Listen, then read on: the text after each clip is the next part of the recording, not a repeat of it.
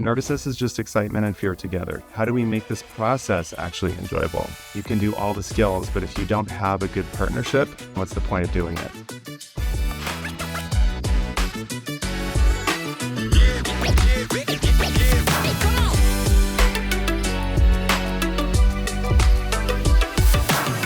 Hi everybody, we are here today with Arthur. This is our acrobatic coach and also mental coach. He is a two-time world acrobatic champion, alumni of Cirque du Soleil, and an innovator in his world of gymnastics and now our world of Wisco Swing. We're very excited to have him on our talk today for the Elevate discussion with pillars. This working on the pillars of mental, coaching, and just so many good nuggets. So stay tuned for the conversation. As a professional just in movements in acrobatics, you've been part of the community of Wisco Swing for almost 3 years now, because we've been working for the past 2 routines and the new one for the acrobatics and just movement in general. What do you see in Wisco Swing, and what do you like? How can you connect as a bridge with your background and Wisco Swing? What I love about Wisco Swing is the partnership aspect. You all are so great at being in partnership, that kind of push and pull and understanding the dynamics of partnership. Where it can elevate, in my opinion, from acrobatics is understanding that there's a difference between lifts and Wisco Swing dance. So as we've talked about before, lifts are more about the steps. Wisco Swing is more about kind of push and pull at the same time. So technically, that's where I'll make a differentiation and I'll help educate. I see a real need to focus on the actual inner workings of the partnership to help make it more efficient, to help the communication be better, to help you with your longevity together, safety-wise, physically, and also mentally and emotionally. Mm-hmm. You said so many things that are resonating to me, and I'm sure to Wisco Swing dancers in general. One of the first things is when you talk about steps, that was one of the main things that really helped us in acrobatics, but also in general. Like also just in tricks in Wisco Swing, or how we see challenges, realizing that it's not just about performing it, but it's also understanding behind more the background of the movements and how to dissect it to understand the full action, which I think we're lacking something in Wisco Swing. We are more into executing instead of understanding, separating everything and then working through the movement, which is very nice. It's almost like what we see when we're actually giving choreography just in general. A lot of couples will try to perform the skills directly. As dancers, we want to get the touch of it directly, we want to get the performance directly. What I like about your method is that you take it step by step each and every time, and it's always safety's the number one priority. So rather than just like, okay, here's the skill, just try it out, it's always finding those baby steps to getting to that and then building the confidence through there. What happens when you have someone that has zero confidence?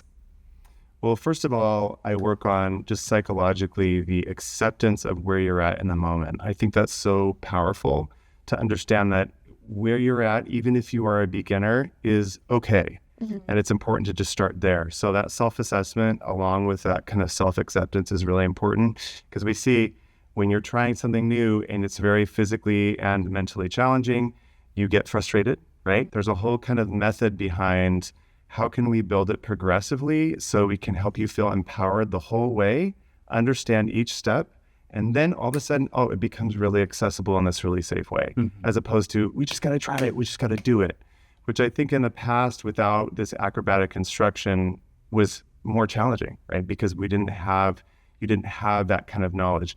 Acro can be so dangerous, and so we have to go through these steps. So my career has really been about figuring out what these steps are and now bringing it into the swing community. Mm-hmm. One of the topics that I'm also excited to hear from you is mindset, not just about performance and competition, but also about practicing with a partner. I think you've been such a great help, and I can see that it's something that you master, about how to see a partnership and how to make sure we listen to each other. The partnership aspect is the most important thing, right? So how we communicate with each other, how we approach each other, especially when you're dealing with responsibility and trust, right? There's a danger element to this.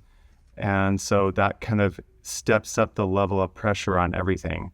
So I think really being able to focus on, all right, how do I approach you as a flyer, as my partner in a way that helps you feel heard?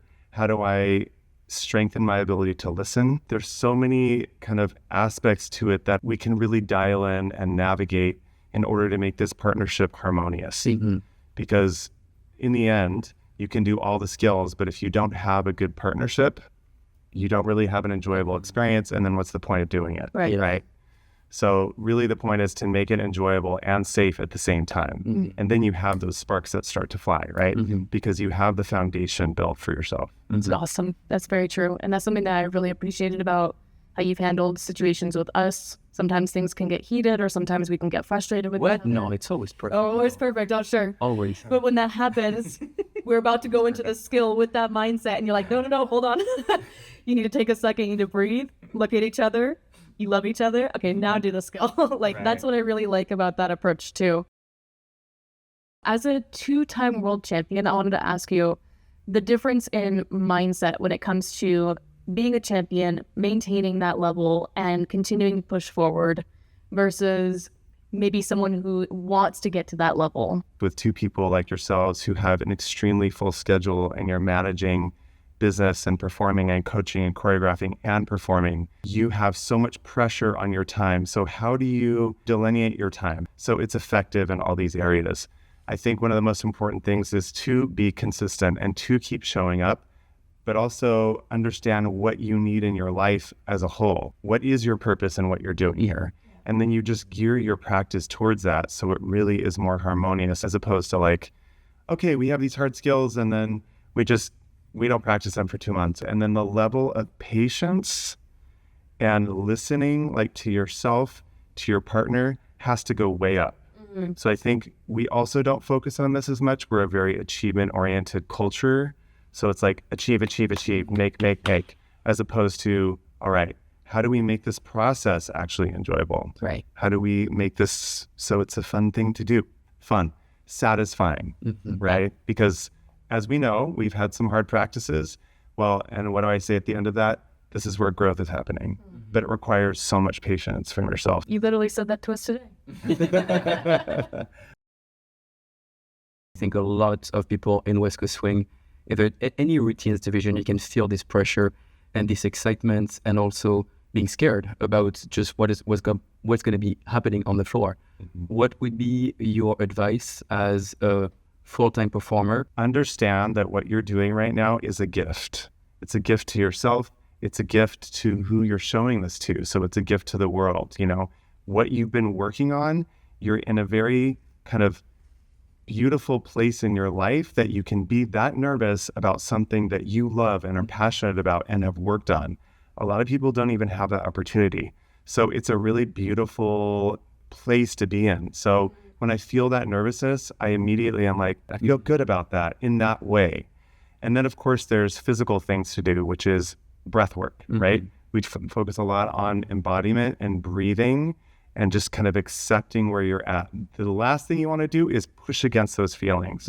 You want to just accept them, accept that you're nervous.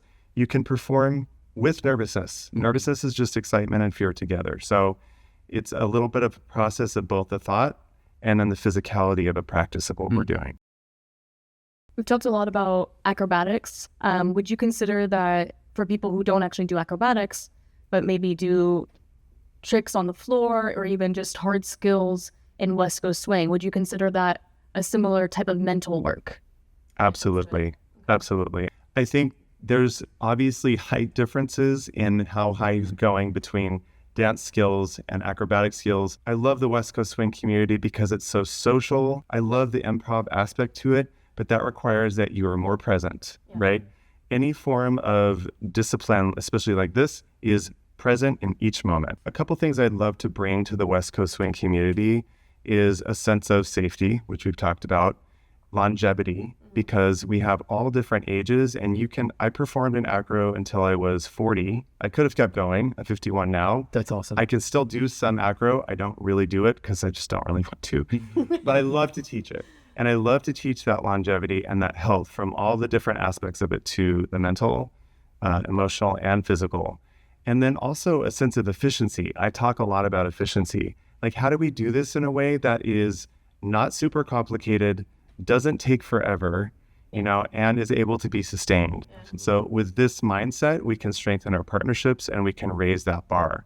And I think those two things together are going to be really beautiful. And I'm just excited to continue to develop this in the West Coast swim community. Yeah, we're excited to hear you speak. Oh, yeah. Thank you. Definitely. Thanks so much.